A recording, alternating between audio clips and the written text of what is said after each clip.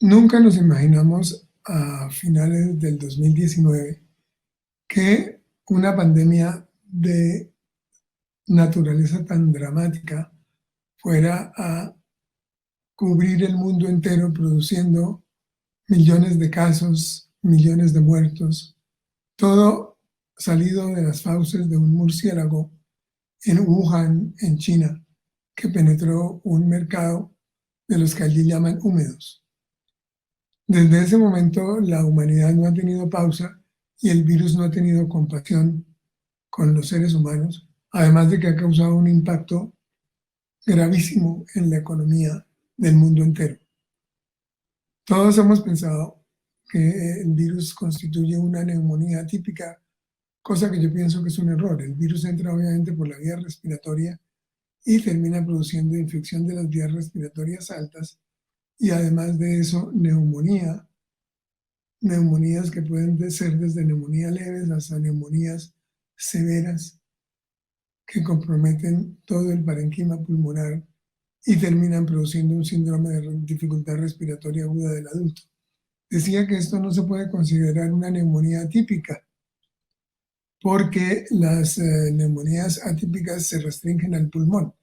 Este virus se adhiere al receptor de la enzima convertidora de angiotensina tipo 2 y por lo tanto ataca todas las células que tengan este receptor. Y este receptor existe en todos los órganos de la economía humana, incluyendo el endotelio vascular. Por lo tanto, esto es una enfermedad sistémica que en la mayoría de los casos es asintomática, pero que puede progresar a enfermedad severa o crítica, y 20% aproximadamente de las personas terminan en cuidados intensivos y alrededor del 5% muere. Obviamente todo esto lleva a que los pacientes terminen sometidos a toda la parafernalia de cuidados intensivos y por lo tanto esto los vuelve susceptibles a infecciones que varían de leves, moderadas o severas e indudablemente contribuyen a la muerte. De hecho, si ustedes miran en esta diapositiva, esto ya se había descrito en influenza, se había descrito en SARS-CoV-1, en el síndrome respiratorio del Medio Oeste. A pesar de que ya llevamos más de año y medio de pandemia, todavía no sabemos ni hemos caracterizado suficientemente estas infecciones y estas infecciones se han caracterizado por el uso liberalizado de antibióticos, lo cual nos está llevando a la próxima pandemia, que va a ser la pandemia de la resistencia a todos los antibióticos. ¿Por qué pongo tormenta de citocinas acá? Porque el problema del diagnóstico de la infección en los pacientes con SARS-CoV-2 produce los mismos síntomas y tiene las mismas alteraciones de laboratorio que las tormentas de citocinas. De hecho, no sabemos si la tormenta de citocinas está asociada con el mismo virus de la misma manera que está asociada con procesos sépticos, pero si ustedes miran estos marcadores de laboratorio son muy parecidos a los que se han descrito en el SARS-CoV-2, como el aumento de la proteína C reactiva, la alteración en la procalcitonina, la disfunción renal, leucocitosis, anemias, trombocitopenias, aumentos de ferritina, del dímero D, de tal manera que distinguir entre el proceso causado por la infección misma por el SARS-CoV-2 y las infecciones bacterianas o micóticas se vuelve increíblemente difícil. Sabemos que la tormenta de citocinas, lo mismo que el SARS-CoV-2, produce una disregulación inmunológica que se observa en los casos severos de CoV-2, pero no sabemos si se trata de hiperactividad inmune o de una falla para resolver la respuesta inflamatoria inducida por la replicación persistente del virus, a lo que yo le apuesto mucho en términos de lo que vemos en estos pacientes, son unas crisis ondulantes que mejoran y deterioran la salud del paciente y que nuevamente no sabemos si el paciente se reinfectó o es que el proceso viral está progresando en ese momento. O se trata en últimas de una disregulación inmunológica del hospedero. En los primeros informes se decía que había muchas infecciones. En este caso, este es un estudio de China, más del 50% de los pacientes que murieron tenían infecciones. Sin embargo, entre los sobrevivientes solamente había alrededor de un 15%. En la medida en que hemos ido aprendiendo más de las coinfecciones bacterianas y micóticas, sabemos que ese número es bastante bajo y oscilan entre el 3, el 15, el 17%. Sin embargo, más del 70% de los pacientes recibieron tratamiento empírico con antibióticos. Este, que es un dato más ajustado a la realidad, en un estudio de metaanálisis en China, solamente 7% tenían coinfecciones bacterianas al ingreso, que se aumentaron a 14% cuando se analizaban en los pacientes críticos. A todo esto hay que añadir que todavía desconocemos el impacto de los corticoides, de los bloqueadores de la interleucina 6, como el tocilizumab, y de los que inhiben la quinasa Janus. Y por tanto, tenemos mucho que avanzar en el conocimiento de la influencia de todos estos cofactores en las infecciones bacterianas y micóticas de los pacientes con SARS-CoV-2.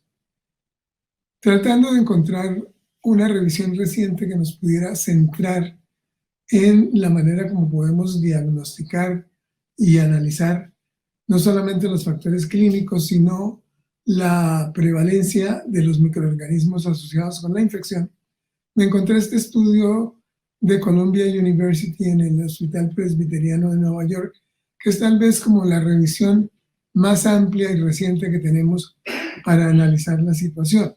Y ellos dividen las infecciones en coinfecciones de la comunidad, que son las que aparecen en las primeras 72 horas después de la hospitalización o dentro de los primeros 5 días antes de la llegada a urgencias, y las asociadas al cuidado de la salud, las que se identifican después de las primeras 72 horas de la hospitalización. Y a estas, y eso me parece muy importante, las estratifican entre las que aparecen entre los días 4 a 14, 15 a 28 o después de 28 días.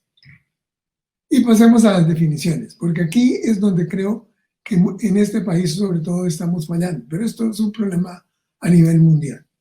Entonces, ellos definen bacteriemia como un hemocultivo diferente de estafilococo coagulasa negativo. Cuando se trata de un estafilococo coagulasa negativo, que como vamos a ver más adelante son de las más frecuentes, implica que haya por lo menos hemocultivos positivos durante al menos 2 días consecutivos, o que adoptemos la definición del CDC en términos de que se trate de por lo menos un hemocultivo del catéter y otro de la periferia, en donde el catéter pita con 2 horas de diferencia con respecto del catéter periférico en ausencia de cualquier otro foco séptico, cosa que es difícil de determinar en un paciente crítico con SARS-CoV-2. Las infecciones respiratorias las definimos como todos los adicionamientos respiratorios excepto cándida. El crecimiento de cándida no implica en el esputo o en la secreción traqueal, no implica neumonía por cándida. Y por lo tanto, la cándida no se considera infección respiratoria. Y decía, excepto cándida y enterococcus especies. Y los cultivos solamente se toman si hay fiebre y deterioro del estado general, y esto se aplica a todas las circunstancias de fiebre y deterioro del estado general como norma para tomar cultivos. La neumonía asociada con el ventilador es la identificación de un microorganismo después de 2 días de la intubación. Y las infecciones urinarias solamente se aceptan cuando hay un uroanálisis, cosa que se nos olvida con frecuencia. Encontramos los cultivos, pero no el uroanálisis, con más de 10 leucocitos por campo. Recuerden que muchos de estos pacientes están entubados y sedados, y por lo tanto no pueden aportar información en términos de sintomatología urinaria. Muchos de ellos además tienen bacteriuria asintomática. Entonces, hablar de infección urinaria en estos pacientes se vuelve realmente muy difícil. En cuanto a la sensibilidad a los antibióticos, en este estudio adoptaron lo que muchos adoptamos y sabemos también, que son los que usa el Instituto de Estándares Clínicos y de Laboratorios de los Estados Unidos. Y para establecer las categorías para identificar microorganismos multiresistentes, se aplicaron las siguientes definiciones. Resistente a oxacilina cuando la sensibilidad a la vancomicina es menor de 4 microgramos. Los enterococos resistentes a vancomicina pues son resistentes a vancomicina. Entre los enterobacteriales multidrogos resistentes se definen por resistencia a la ceftriaxona.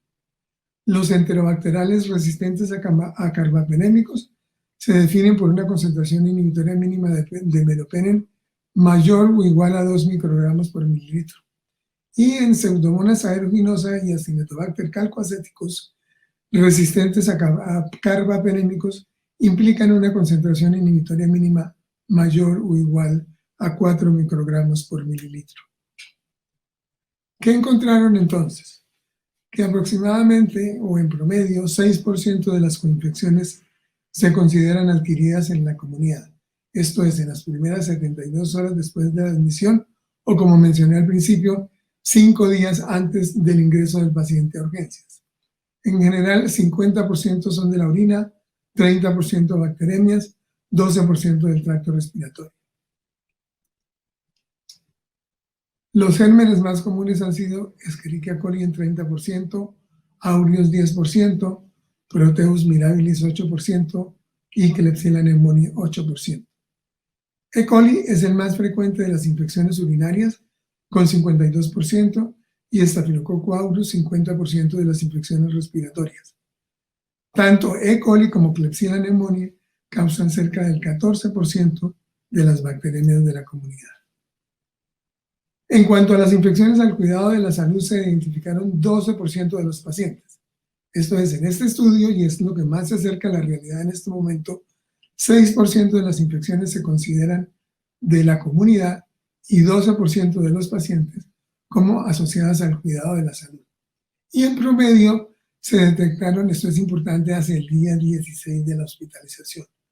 ¿Por qué insisto en esto? Porque muchos de nuestros pacientes, de la información que he logrado recabar en el país, reciben antibióticos desde el momento mismo en que ingresan a urgencias. Y comienzan con ampicilina sulbactam, como el paciente sigue con fiebre, lo pasan a piperacilina tazobactam, y a la unidad de cuidado intensivo cuando llegan, ya llegan con piperacilina tazobactam o algún carbapenémico. Y en la unidad de cuidado intensivo lo escalan a algo mucho mayor, que termina siendo algo así como ceftazidima, avibactam, con asteronam. Esto no puede seguir pasando. Entonces, si sabemos que las primeras infecciones asociadas al cuidado de la salud aparecen hacia el día 16 de la hospitalización, son muchos los antibióticos que nos podemos ahorrar. De esos aislamientos en infecciones asociadas al cuidado de la salud, 60% eran bacterias gram negativas, 25% gram positivos y 19% hongos. Las primeras bacterias también aparecen después de la segunda semana, entre 15 y 37 días. 42% son gram positivos, 35% gram negativos y 22% hongos. Los enterobacteriales son los más comunes con 26%. Ahora, hay que tener en cuenta que estafilococos y estreptococos son más frecuentes en los primeros 14 días, 52% de las bacterias, pero comienzan a bajar rápidamente, 26% en los días 15 a 28 y 16% después del día 28. Los enterobacteriales son la primera causa de bacteremia después del día 28 con el 33%. Los aislamientos respiratorios se clasificaron como adquiridos en el hospital en 17% y asociados al ventilador en el 83%. Esto es, la mayoría de las infecciones respiratorias ocurren en los pacientes que están conectados a un respirador. 89% de los patógenos respiratorios eran enterobacteriales, estafilococos y pseudomonas especies. Los estafilococos, como mencionamos antes, son los más comunes en los primeros 14 días. Pero luego de los 14 días, enterobacteriales y pseudomonas especies constituyen el 75%. En la orina son más comunes enterobacteriales y enterococos, pero recuerden también lo que les dije al principio. Categorizar estas infecciones en la orina es difícil. Casi que en el único caso en que tenemos certeza de la infección es en presencia de bacteremias y bacteremias que no son causadas por estafilococos coagulasa negativas. En las demás circunstancias, caracterizar con certeza una neumonía o una infección urinaria es mucho más difícil. Pasemos ahora a las infecciones micóticas, que son básicamente cándidas y aspergillus. En los hemocultivos, en los adquiridos en la comunidad, son más o menos el 1%. Del día 4 a 14 a 21, 15 a 28 y más de 28, 21%. Prácticamente el 100% de estas infecciones son causadas por Candida albicans, en estas adquiridas en la comunidad por Candiduria o Cándida en la orina, y en las demás por Candidemia. Son el 14% del total de los aislamientos. En cuanto a aspergillus, y ya más adelante les hago algún comentario en este sentido, en la comunidad aparecen en el 4%, y estos pueden ser muchos colonizantes de la tráquea, 2% en el día 4 a 14, 1% en el 15 a 28 y 1% después de 28 días. Son en total el 2% de los aislamientos. En la orina, cándida, como es usual, en pacientes sobre todo que reciben cantidades enormes de antibióticos y que tienen una sonda vesical puesta, como en muchos de estos pacientes. Las adquiridas en la comunidad son el 5%, 4 al día 14, 54, 15, 28, 48%, y más de 28 días el 20%. Como les digo, no sabemos si muchos de estos son colonizantes antes que causantes de infección, y constituyen el 27% del total de los aislamientos. En general, las infecciones micóticas son el 15% del total de los aislamientos en estos pacientes críticos con SARS-CoV-2.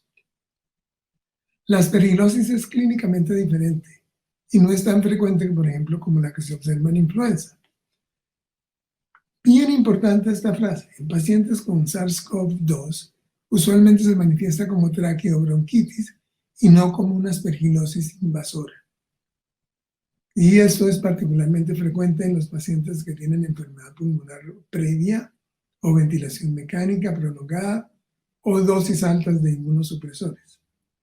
Este hecho se relaciona parcialmente con las diferentes disfunciones inmunológicas que suceden tanto en influenza como en COVID-19.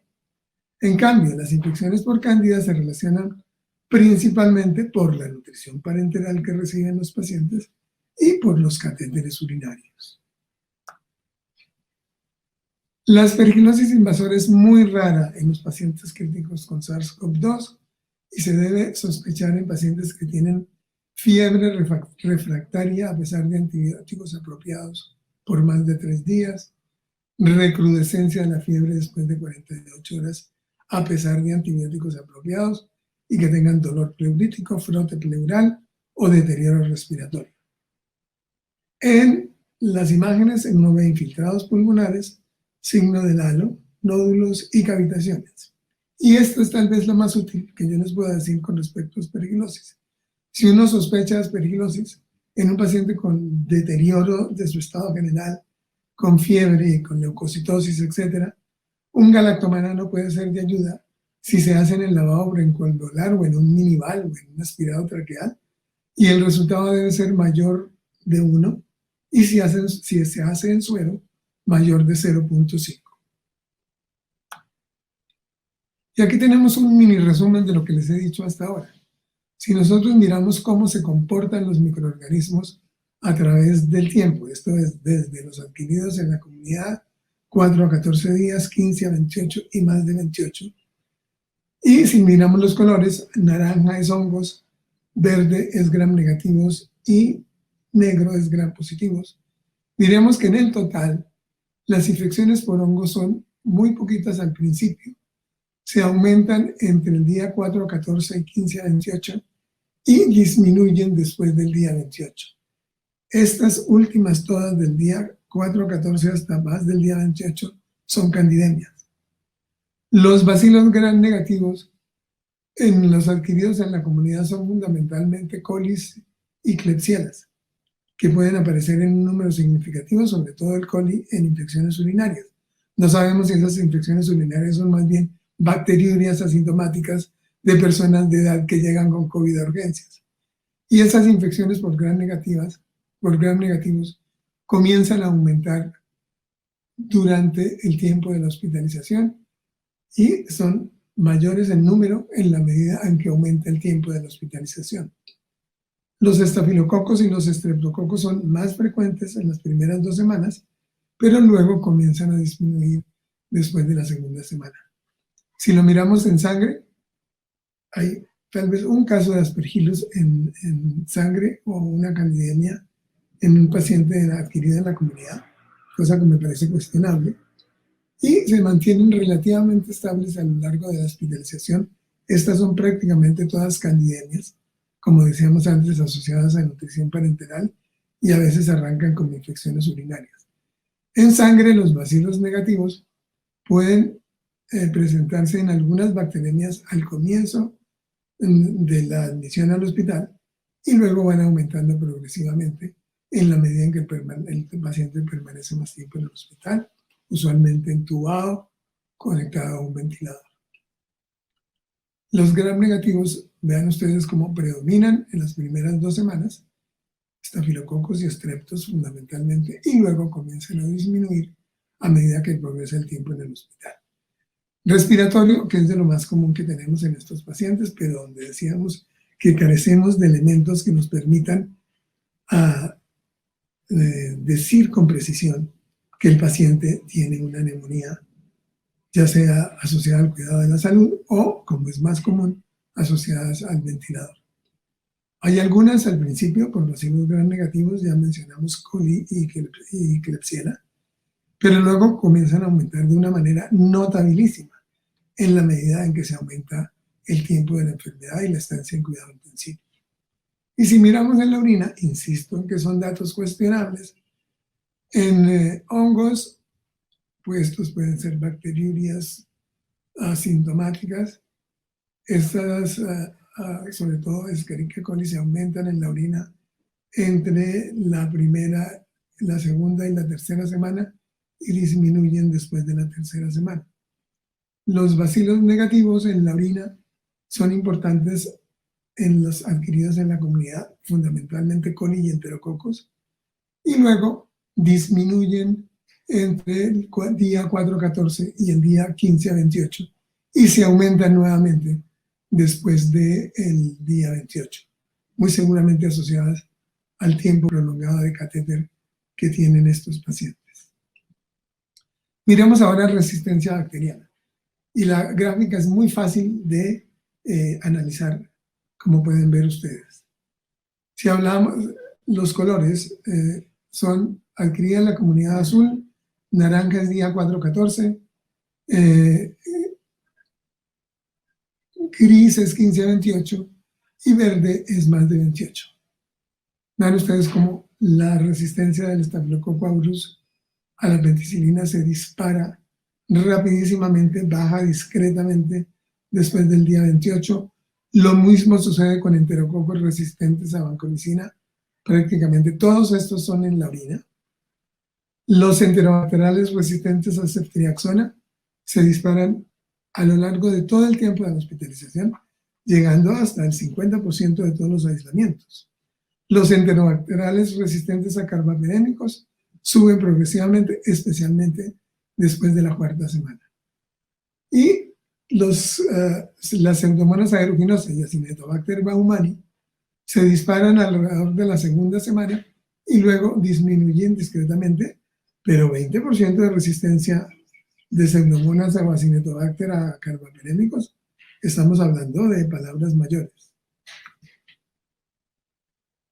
De tal manera que este estudio concluye diciendo que una proporción relativamente grande de pacientes tuvieron infecciones relacionadas al cuidado de la salud, 17%, y el resultado de este y de muchos otros estudios excedieron de manera desproporcionada el número de pacientes que recibieron antibióticos, que superó 90% en muchos de ellos. Hay personas que me cuentan que en este país el 100% de los pacientes con SARS-CoV-2 reciben antibióticos en algún momento de su hospitalización. Esto es un problema muy grave. Como les digo, este es el preludio, el anuncio de que la próxima pandemia va a ser la pandemia de la resistencia a los antibióticos. Y va a haber muchas personas que se van a comenzar a morir de infecciones que en este momento consideraríamos relativamente manejables. La alta tasa del uso de antimicrobianos, junto con otros factores de riesgo como hospitalización prolongada y estancia en la UCI, catéteres, sondas o elementos invasivos, y la necesidad de hacer cohortes. Y aquí yo añado que el peso que se le ha impuesto a los trabajadores de la salud, la sobrecarga de trabajo, hacen que se haya descuidado la técnica séptica y el manejo cuidadoso con que se deben manejar los catéteres, las sondas y en general los tubos en estos pacientes. La pronación en pacientes con traqueostomía, en donde el catéter central es vecino a la traqueostomía, hacen que el cuidado del catéter se haya descuidado de manera notable. Y todo esto no solamente aumenta el número de infecciones, sino que contribuyen al aumento de gérmenes multidrogos resistentes a lo largo de la hospitalización. Les voy a mostrar algunos datos criollos. Esto es un estudio que hizo la doctora Auralcia Leal, que pertenece a nuestra sección de infectología de la Fundación Santa Fe y que nos está trabajando todavía en este momento. Si miramos, aquí tenemos abajo el porciento, estos números abajo son porciento, vemos que Klebsiella pneumoniae predomina de manera notable, con creces con respecto a los gram negativos, seguida por Escherichia coli, Staphylococcus aureus, Candida albicans y Pseudomonas aeruginosa. Si miramos los hemocultivos, miren ustedes, y este es un dato muy importante, epidermidis predomina con más del, es como el 20 y pico % de los casos, pero además de epidermidis aquí vemos un hominis y aquí vemos un capitis. No sabemos si estos hemocultivos puedan ser realmente bacteremias o contaminación. Como les decía, se necesitan por lo menos 2 días consecutivos de hemocultivos con coagulasa negativos o hemocultivos del catéter y de la periferia con un tiempo de 2 horas de diferencia entre el catéter y la periferia en ausencia de cualquier otro foco séptico. De ahí que muchas de estas que llamamos bacteremias pudieran ser contaminantes y no bacteremias reales. Nuevamente Klebsiella en segundo lugar, Pseudomonas en tercer lugar, coli en el quinto lugar. Estas son posiblemente las causas más frecuentes de bacteremia, al menos en nuestro medio hospitalario en Bogotá. En los aspirados traqueales, este es otro punto que vamos a analizar con cuidado. Nuevamente Klebsiella predomina con creces, 30 y pico %, seguido de aureus, de Pseudomonas aeruginosa, de E. coli, Cándida no la cuenten porque acuérdense que no vale, Serratia, Proteus, etc. Pero miremos que hacer el diagnóstico de neumonía es muy difícil, no solamente porque en las tomografías computarizadas, y no siempre se puede hacer tomografía en pacientes críticos, en cuidado intensivo, además de lo que implica el transporte de un paciente contaminante a través de las áreas del hospital, no necesariamente le dicen a usted si el paciente tiene una neumonía bacteriana o no. El paciente puede tener infiltrados intersticiales más en la periferia, más en las bases y puede tener una consolidación con broncograma aéreo. Esto no quiere decir necesariamente que el paciente tenga neumonía. Un examen que ayuda es este sistema BioFire, también se llama Film Array o panel de neumonía, que detecta la mayoría de las bacterias gram negativas y cocos gram positivos, además de bacterias atípicas y virus, y fuera de eso determina genes de resistencia en estafilococo, carbapenemasas y blex. Esto es de gran ayuda, sobre todo para la selección de los antibióticos. Pero el hecho de que crezcan ahí no quiere decir que el paciente tenga una neumonía por esos gérmenes. Entre otras cosas, siempre hay que hacer el Film Array y además de eso, gram y cultivo y antibiograma convencionales, porque no necesariamente se correlacionan el gram, cultivo y antibiograma con los hallazgos del Film Array. Fíjense ustedes que este es el reporte que le dan a ustedes del reporte del Film Array. El Film Array tiene aquí en esta columna los recuentos de colonias. Aquí hay un Enterobacter 10 a la 4, una Moraxella 10 a la 7 y un Pneumonia 10 a la 3. Casi siempre les reportan por lo menos 3 microorganismos y ustedes tienen que escoger cuál es el que pudiera estar causando la infección. Y para eso usamos un punto de corte de 10 a la 6. Le vamos a dar valor a los microorganismos que tengan 10 a la 6 o más, como en este caso esta Moraxella catarrhalis y este Streptococcus pneumoniae. En orina, Escherichia coli, como era obvio, predomina, junto con Candida albicans, Klebsiella, Enterococcus fecalis, más raro, Pseudomonas aeruginosa. Y si miramos la resistencia de nuestro hospital, vean ustedes que es para morirse del susto. Y yo creo que esto está pasando en circunstancias iguales o peores en muchos de los hospitales de nuestro país. Diremos, E. coli resistente a cefalosporinas de tercera generación, 15% en aspirado traqueal, 26% en orina, 12% en sangre. Klebsiella pneumoniae resistente a cefalosporinas de tercera generación, 34% en aspirados traqueales, 57% en orina y 52% en sangre. Esto es para preocuparse realmente. Ahora, Klebsiella pneumoniae resistentes a carbapenémicos, atérrense ustedes, 30% en tráquea, 52% en orina y 50% en sangre. Todo esto hace que usemos antibióticos que llamamos de amplísimo espectro, por ponerle algún nombre, y en donde estamos llegando al tope de la posibilidad de manejo antibiótico en estos pacientes.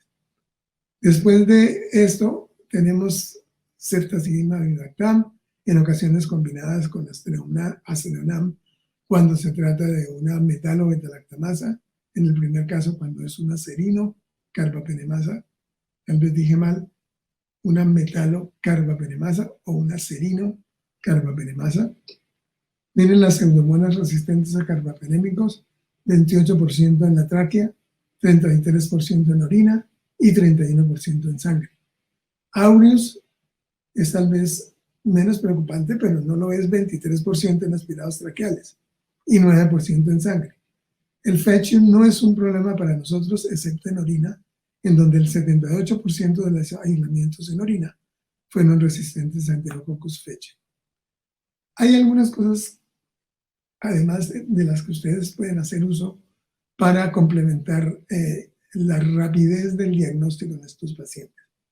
Este FilmArray, que yo creo que es conocido por todos ustedes, puede usarse en bacteremias, en respiratorio, como ya lo mencioné, en infecciones del sistema nervioso central y enfermedades gastrointestinales. Tiene la ventaja de que es rápido, de que es bastante certero en sus diagnósticos, pero es muy costoso. La mayoría de estos exámenes valen un poco más de $1.000.000 de pesos. Otro recurso que ustedes pueden utilizar, sobre todo en bacteremias, diría yo, es el MALDI-TOF, que usa espectrometría de masas. Esto les puede dar el resultado del germen, una vez que el germen se aísla en el hemocultivo, en alrededor de 1 hora, lo que permite que la decisión da también genes de resistencia, de tal manera que esto les ayuda a tomar una decisión rápida en cuanto al manejo de los pacientes. De tal manera que el problema es muy grave, el diagnóstico del proceso infeccioso es difícil debido a que los síntomas producidos por el coronavirus se confunden con los síntomas producidos por las infecciones bacterianas o micóticas, y esto está haciendo que estemos usando antibióticos de una manera exagerada. Estas son las recomendaciones del Consenso Colombiano de la Asociación Colombiana de Infectología, actualizado al 21 de abril de este año. ¿Qué dicen ellos? Que en general uno no debe usar antibióticos en infección leve a moderada, dado que el porcentaje de infección es bajo, del 1 al 8%. No usar antibióticos de rutina en pacientes con enfermedad severa o crítica. El contexto clínico compatible con infección bacteriana o micótica. Los factores de riesgo del hospedero. Los resultados de los marcadores inflamatorios, radiológicos y microbiológicos determinan el inicio de la antibiótico terapia. Lo que yo interpreto de estas dos recomendaciones es que el clínico acucioso debe analizar con muchísimo cuidado si los síntomas corresponden o no a infección bacteriana o micótica. Los leucocitos no les van a servir, la fiebre no les va a servir. Puede ayudar, por ejemplo, el hecho de que tengan un esputo purulento. el hecho de que el paciente esté entrando en choque a pesar de que no haya ningún otro indicio que explique la severidad del problema del paciente. Y en esos casos podemos pensar en iniciar antibióticos.